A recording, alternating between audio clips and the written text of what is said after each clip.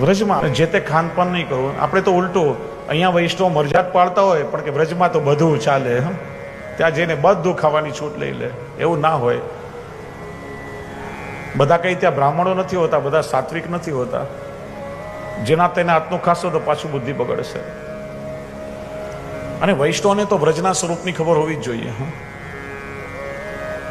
મારો અનુભવ કહું કે 90% વ્રજમાંથી વૈષ્ણવ જઈને પાછા આવે ને આપણે એને પૂછીએ ને કે વૈષ્ણવ વ્રજમાં તમે શું આનંદ કર્યો, શું લઈને આવ્યા?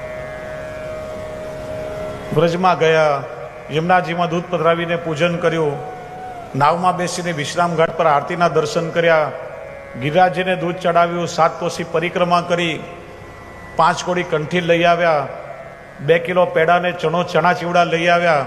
વ્રજની રબડીનો તો સ્વાદ મોઢામાંથી જતો નથી ને પાણીપુરીના ચટાકા તો હજી આવે છે. દહીંવાળાની તો વાત જ શું કરવી.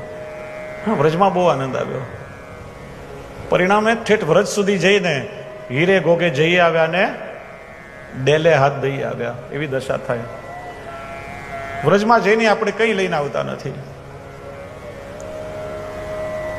વ્રજનું સ્વરૂપ તો અનુપમ છે, એના પર કલાકો ચર્ચા થઈ શકે. મેં પુસ્તક પણ લખી છે વ્રજ માધુર્ય, જેમાં વ્રજના એક સ્થળનો ભાવ બતાવ્યો છે.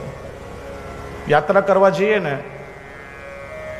તો એ ચિંતન કરી એક સ્થળમાં જઈને પ્રભુએ કઈ કઈ લીલા હોય અહીંયા કરી છે, આ સ્થળનો શું ભાવ છે, એ લીલાનું અનુસંધાન વ્રજમાં કરવું જોઈએ.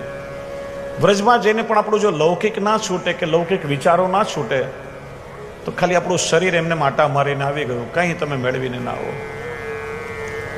પ્રભુદાસ જલોટાને શ્રી મહાપ્રભુજી વ્રજના દર્શન કરાવ્યા. શીતકાલના દિવસો, સત્વરે વહેલા સેવા પહોંચી મહાપ્રસાદ લઈ અધરામૃતની પાતળ ધરી. પ્રભુદાસે કહ્યું, કૃપાનાથ હજી સ્નાન કર્યા નથી, સ્નાન કર્યા વગર મહાપ્રસાદ કઈ રીતે લઉં?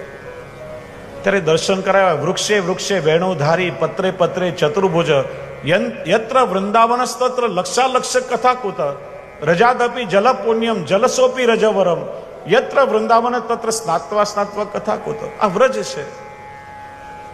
એક એક વૃક્ષમાં ભગવાન વેણુધારીને પત્રે પત્રે ચતુર્ભુજ પ્રભુ બિરાજે છે. અહીંયા જલ કરતા રજ અધિક છે ને રજથી જલની મહત્તા છે. વ્રજમાં રજ કઈ?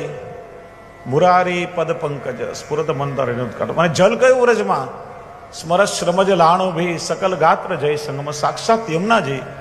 તમે જલમાં નાવ તો પણ દેહ શુદ્ધ થાય, અને રજ ઉડીને દેહ પર લાગે તો એ કૃતકૃત્ય. અહીંયા નાવાના નવાની 50 શું કરવી? એટલે તો વૈષ્ણવ વ્રજમાં એકવાર અપરસમાં નાયા પછી અપરસ છોવાતી નથી. એ રજ પણ અલૌકિક છે. અને એ દર્શન કરીને ત્યારે ને ત્યારે પ્રભુદાસ જલોટાએ મહાપ્રસાદ લીધો. ઉદ્ધવજી વિચારે વ્રજમાં આવ્યો, અને એ સમયે વિદુરજી પણ આવ્યા. પ્રભુના 2 ભક્તો પ્રભુની ભૂમિમાં મળ્યા. જય શ્રી કૃષ્ણ કહીને એકબીજાને અભિવાદન કર્યા છે.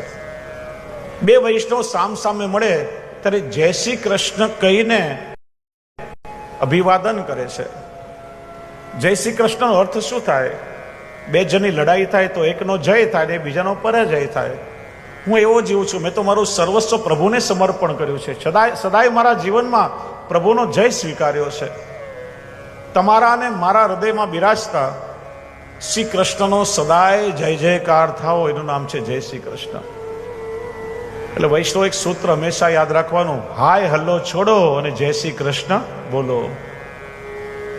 ફોન કરો તો જય શ્રી કૃષ્ણ, આપણી વૈષ્ણવતાનો પરિચય થાય.